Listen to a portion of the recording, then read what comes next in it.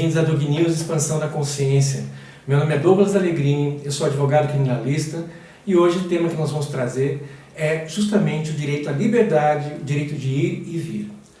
Pois bem, o artigo 5º, inciso 68 da Constituição Federal diz o seguinte: conceder-se habeas corpus sempre que alguém sofrer ou se sentir ameaçado de sofrer violência ou coação à sua liberdade de locomoção por ilegalidade ou abuso de poder. Esse é o habeas corpus, quer dizer que tenhas o corpo. E o artigo 5º, inciso 68, já faz essa alusão, dizendo quando ele é concedido. Então verifique a importância que tem nós estudarmos esse instituto. Esse instituto, inclusive, ele não é um recurso, ele é um direito autônomo constitucional, também chamado pela doutrina, opinio notório iuris, como remédio constitucional. Ele serve para remediar, bem como para evitar que algo se dê como a privação da liberdade sem que os pressupostos legais necessários para que ela possa ocorrer estejam presentes. Aí está a ilegalidade. E o abuso também, né, por mero capricho, por objetivos pessoais, subjetivos, em que alguém, uma autoridade, venha coibir o direito de vir e ir de alguém que não cometeu nenhum delito, ou se cometeu tem direito à liberdade, enfim. É para coibir esse tipo de coisa que existe o habeas corpus. O habeas corpus ele tem uma nomenclatura um pouco diferente. Por exemplo, quando se move essa ação, esse remédio, nós temos o impetrante, é quem ajuiza o habeas corpus. O impetrante, ele pode ser ou a pessoa que está sendo privada da liberdade, ou na iminência de ser privada, bem como qualquer outra pessoa, aquela que ela vier a ingressar com a ordem, impetrar a ordem. Ele pode ser para você ou para alguém, para outra pessoa. E não há necessidade de ser advogado para fazê-lo, não precisa de advogado. Tá? A capacidade postulatória, nesse caso, assiste a todo cidadão que se encontrar nessa circunstância. Tá? Outra figura que existe é o paciente. O paciente é o indivíduo que é o beneficiado pela ordem de habeas corpus, tanto se ele já estiver preso, bem como se estiver na iminência de ser. E depois temos a autoridade coatora. A autoridade coatora é aquela que, obviamente, de forma ilegal, prendeu ou vai prender alguém. É isso. Vejamos agora duas espécies de habeas corpus. A primeira delas é o habeas corpus repressivo ou liberatório. E a segunda é o habeas corpus suspensivo, profilático ou preventivo. O primeiro, obviamente, a pessoa já está presa, ilegalmente. E o segundo, ela está prestes a ser presa. Ainda não foi, mas está na iminência de ser presa. Então vamos dar um exemplo. O delegado de polícia, por exemplo, no primeiro caso, ele prende alguém. Ele está numa situação, ele prende, só que essa pessoa não cometeu o delito. E ele prende em flagrante, só que não houve crime. E a partir daquele momento, se ela mantiver a prisão, configura-se como autoridade coatora. Ou então, por exemplo, um caso concreto aqui, o indivíduo ele está perto do local onde houve um crime. E aí a polícia chega no local, o delegado de polícia, a autoridade, acaba decretando a prisão daquele indivíduo que está por ali andando. Ele não tem nada a ver com a situação que o delegado foi investigar, a polícia está lá. Só que ele se encontra no lugar próximo, saiu do lugar onde ele estava, repentinamente a polícia chegou e confundiu-o. E o levou também, quando havia duas pessoas que estavam com ele e que poderiam alegar que não seria possível que ele cometesse o delito que o delegado está infligindo a ele. Então, aí o delegado se nega a ouvir essas pessoas e diz ao advogado que está presente, porque foi chamado, embora não precise de advogado, tá, para impetrar um habeas corpus, não há necessidade. É o único remédio constitucional que não precisa. Tá? Qualquer um tem capacidade postulatória nesse caso, do habeas corpus. E aí, não quis ouvir ninguém, manteve a decisão e disse ao advogado: então entre, doutor, com o que o senhor quiser, porque eu não vou ouvir ninguém, manteve a prisão. Aí esse advogado ingressou, impetrou uma ordem de habeas corpus. A ordem de habeas corpus é sempre impetrada para a autoridade que está imediatamente superior àquela que causou o constrangimento ilegal da prisão. Então, se é o delegado de polícia, como foi o caso, é o juiz de direito da primeira instância que receberá essa ordem de habeas corpus para examinar a conduta do delegado de polícia. Verá um resuminho e tudo, e o pedido para que haja um alvará de soltura em virtude da ilegalidade da prisão que se deu. Então, porque o delegado de polícia não pode prender ninguém salvo se for em flagrante. Fora isso, só a autoridade judiciária tem competência legal para tanto. Tá? Então, aqui nós temos o repressivo, né, o liberatório. E depois temos o preventivo, que é aquele em que o indivíduo não está preso, mas tudo indica que ele pode ser. Por quê? Vamos colocar que ele tem que prestar um depoimento e ele está sendo correlacionado com um crime, alguém já foi preso, está dizendo que ele pode ter participado, qualquer coisa assim. Ele não quer se negar, se furtar, a se apresentar em juízo para falar o que ele sabe. Entretanto, sabendo que existe o risco de ser preso, ele já toma uma medida, ingressa com habeas corpus, consegue um salvo-conduto da autoridade para que ele possa estar lá e dar o seu depoimento, prestar o seu testemunho sem que haja o receio de ser preso por ocasião de colaborar com a justiça. Tá? Então, aí é um salvo-conduto. Então, o primeiro é quando ele está preso, uma ordem de habeas corpus para sua soltura, no caso que eu citei do exemplo do delegado aqui, e no segundo caso é quando ele está na iminência de ser preso e acaba por ter o direito de requerer a suspensão desse feito, um salvo-conduto, permitindo que ele faça o que tem que fazer, mas que não seja preso por fazê-lo. É isso.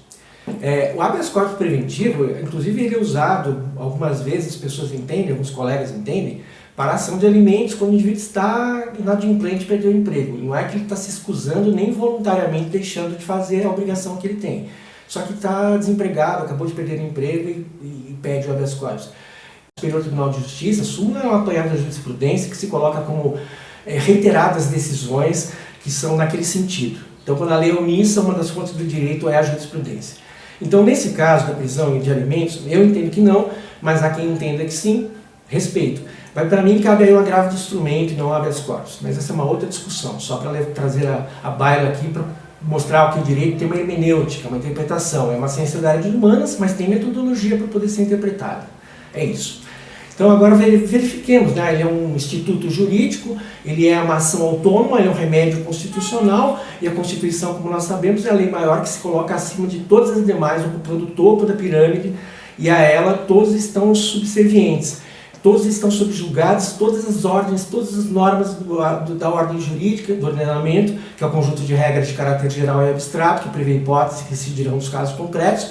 Todo ordenamento, a lei é que realmente a Constituição ela que determina a validade de todas as normas. Qualquer norma que venha infringi-la é inconstitucional, obviamente. Então, dito isso, vamos verificar agora quais são as hipóteses em que cabe o habeas corpus. Vamos ter que verificar isso no artigo 648 do Código de Processo Penal.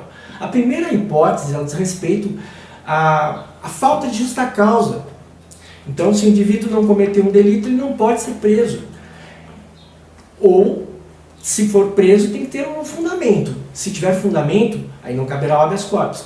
Mas se não houver todo o respaldo, todos os requisitos legais para que aquilo se dê, qualquer um que seja, o habeas corpus é cabível. Então, por falta de justa causa, é a primeira hipótese. A segunda hipótese é quando o indivíduo está preso, aguardando uma decisão qualquer e demora demais para que essa decisão venha. Ninguém pode ficar preso aguardando por causa da morosidade da máquina judiciária que haja um alvará de soltura por uma ilegalidade ali, porque uma prisão pode causar danos irreversíveis. Nós já tivemos exemplo aqui no Brasil, quando a escola base lá na Aclimação em São Paulo, ela foi apedrejada, depredada e tudo mais, e seus donos foram presos, tanto o homem quanto a mulher perdeu a orelha.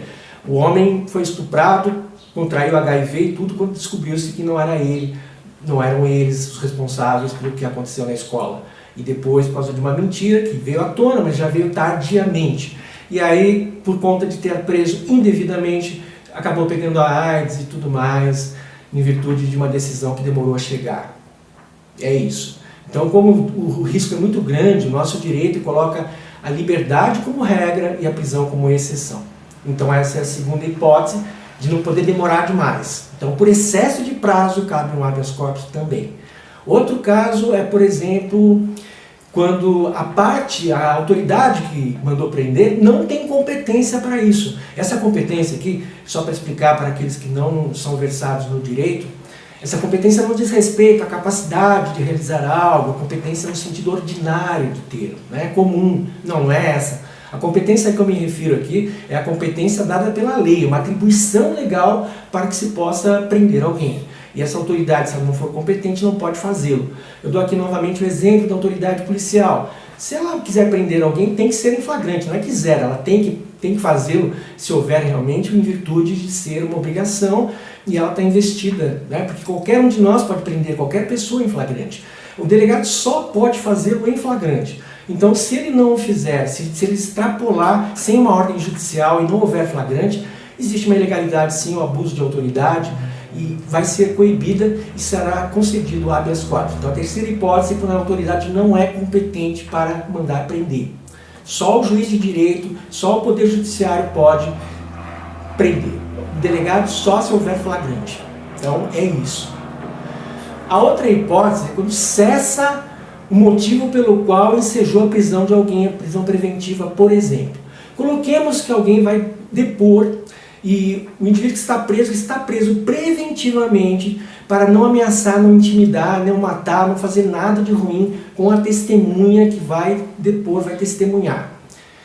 Vejamos a seguinte situação. Ele foi preso porque poderia causar algum dano a essa testemunha, só que essa testemunha foi ouvida. A partir do momento em que ela foi ouvida, cessa o motivo que ensejou a prisão preventiva, portanto cabe o habeas corpus também nesse caso. Outro motivo é quando a lei permite que seja prestada fiança e conseguida a liberdade provisória com base no artigo 310, parágrafo único do Código de Processo Penal, e a autoridade policial não concede, embora haja a previsão legal de prestar a fiança e sair, e ela se nega a fazê-lo, causando uma ilegalidade, um abuso. Nesse caso, caberá também uma ordem de habeas corpus para impedir que isso ocorra, e se ocorreu, para que se remedie a situação. A outra hipótese, a sexta, é quando houver uma nulidade. A nulidade, é bom que nós expliquemos, nulidade no processo, é quando nós temos qualquer causa ali que não obedeça aos ditames legais. Então, nesse caso, não havendo essa obediência, há uma nulidade. A nulidade ela pode ser absoluta ou relativa. Se ela for relativa, dá para convalidá-la, retificá-la e fazê-la em vigor. Entretanto, se for absoluta, esse processo está findado e qualquer prisão, qualquer coisa é ilegal. Então, o habeas corpus será concedido também neste caso, segundo o artigo 648, inciso 6. O inciso 7 desse artigo diz o seguinte: quando houver a extinção da punibilidade. Nesse caso, nós temos a prescrição. Não se pode prender alguém porque o prazo passou, prescreveu, aquele crime está prescrito, portanto não há mais o que se fazer e caberá o habeas corpus se alguém estiver preso em decorrência disso ou estiver na iminência de ser por conta de um fato que já está, digamos, exaurido em virtude do tempo que se passou. Portanto, não caberá o habeas corpus e a prisão é ilegal de alguém que já o crime prescreveu. Não há mais como puni-lo, extingue-se a punibilidade, então cabe o habeas corpus nesse caso também. Fazendo aqui um plus, depois de verificar essas questões, do artigo 312 do Código de Processo Penal. Esse artigo, ele cuida da prisão preventiva. A prisão preventiva é para assegurar, garantir a ordem pública. O primeiro caso. O segundo caso é quando houver um problema qualquer na instrução criminal. E o último caso é quando houver uma eventual... ele pode se subtrair a uma eventual condenação, fugir. Então, qualquer um desses elementos que esteja presente pode ocasionar a prisão de alguém. No primeiro caso, por a ordem pública, o segundo, a instrução criminal, né, que são as audiências, ameaçar uma testemunha, tudo. E no terceiro, a eventual aplicação da lei penal se furtar a ela, frustrá-la. Uma decisão que o condenou, mas ele fugiu e agora está se omisiando, se escondendo em algum lugar, e escapou das malhas da justiça quando ela se fez sancionando a conduta daquele indivíduo. Então, nesses casos, quando houver motivo, pode-se prender alguém. Entretanto, se não houver, não se pode. E isso tem que ser fundamentado. Não basta dizer assim, decreta a prisão preventiva de cidadão tal, fulano tal, por conta de ter colocado em risco a ordem pública ou colocá-la em público. Não, tem que explicar o que é que ela pode fazer para colocar em risco a ordem pública. Inclusive, existem alguns entendimentos que o clamor público pode ensejar a mantença da prisão, a manutenção dela. que é quando o indivíduo comete um delito, por exemplo, que choca a comunidade pode querer fazer justiça com as próprias mãos, segundo o artigo 345 do Código de Processo Penal, que trata exatamente, aliás, do Código Penal, que trata exatamente do exercício arbitrário das próprias razões. Então, se esse indivíduo corre o risco, se na rua, de ser atacado, inclusive linchado, a autoridade poderia, pelo clamor público, não permitir manter essa pessoa presa. O paciente não seria concedido o habeas corpus. Eu acho essa situação um tanto quanto difícil, muito difícil. Entretanto, existe esse entendimento também. No segundo caso, é muito claro. Esse indivíduo, se ele ficar em liberdade, ele pode suprimir documentos, destruí-los, pode intimidar testemunhas, causar danos graves para atrapalhar para a colheita de provas. Então, uma vez que existe esse risco, esse indivíduo pode ficar, sim, preso. Justificar-se-ia a prisão nesse caso, mas teria que explicar também por que, não basta coloque em risco a instrução processual, não, tem que explicar por que ele coloca, fazer um breve resumo colocando ali. Outro caso é o caso do indivíduo ser condenado e fugir, sumir, desaparecer, na hora de cumprir a pena, eventualmente ninguém o encontra mais, frustrando ali a aplicação da lei penal. É isso. Mas também tem que se explicar tudo isso. Não se pode falar de uma forma genérica e colocá-lo na cadeia. Um caso clássico disso, no preventivo, é que qualquer pessoa pode, né? O pai que acabou de acorrentar o filho e um vizinho presta atenção nisso e entra com habeas corpus em favor do filho, que nesse caso é o paciente. Esse caso, o vizinho é o impetrante e a autoridade coatora nesse caso, a autoridade, é o pai que fez isso, que acorrentou o seu filho e o deixou privado da liberdade. E esse terceiro, que é o impetrante, que é o vizinho, pode fazê-lo, pedindo a ordem de habeas corpus. Então, geralmente é um agente público, mas sem embargo de um indivíduo que também está exercendo uma certa autoridade de passar os limites, passar dos limites e acorrentar, por exemplo, nesse caso, o pai e o filho, cuja relação é essa, e o vizinho acabou por impetrar uma ordem de habeas corpus. Essas são as circunstâncias pelas quais caberá um habeas corpus. Sempre que houver uma ilegalidade, uma flagrante possibilidade de haver essa ilegalidade, tem-se sim que impetrar um habeas corpus quando a lei não é observada, quando o indivíduo simplesmente é preso em decorrência de provas muito frágeis, indícios que não são suficientes. A questão tanto da autoria quanto da materialidade delitiva não estão muito bem claras. E não se pode prender ninguém com base em coisas que não estão claras, né? Porque o dano pode ser irreversível e depois não há mais o que se fazer. Então, o habeas corpus é tão importante que até mesmo a autoridade que venha tomar ciência de que é uma prisão ilegal pode de ofício impetrar o habeas corpus. Um juiz de direito pode fazê-lo. Vejam como é importante a liberdade. Outra coisa, só para deixar claro aqui, no caso de um indivíduo que consegue um salvo-conduto em virtude de uma apresentação qualquer que tem que ser feita, mas ele consegue, só que ele tem outros crimes, outras situações cujo mandado de prisão ele está em aberto, ou surge de repente por um outro caso um mandado de prisão para esse indivíduo que tem um salvo-conduto, esse salvo-conduto não vai impedi-la de ser presa, porque existem outras demandas que não se coadunam com o salvo-conduto. Então eu quero deixar claro isso também.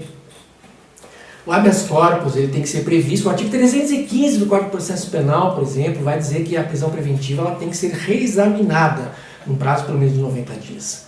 Mas o procedimento tem que ser célere. A prisão ela não pode se perpetuar, não pode demorar demais para que se tome uma providência para impedir que ela continue, que ela se protraia no tempo, bem como ela venha a ocorrer, ou ela está na iminência e de repente ela se concretiza. Então é para isso que existe o habeas corpus preventivo. Essas são basicamente as premissas que se direcionam ao habeas corpus. O habeas corpus, quando existe um regime totalitário, geralmente a primeira coisa que eles fazem é suspender o habeas corpus.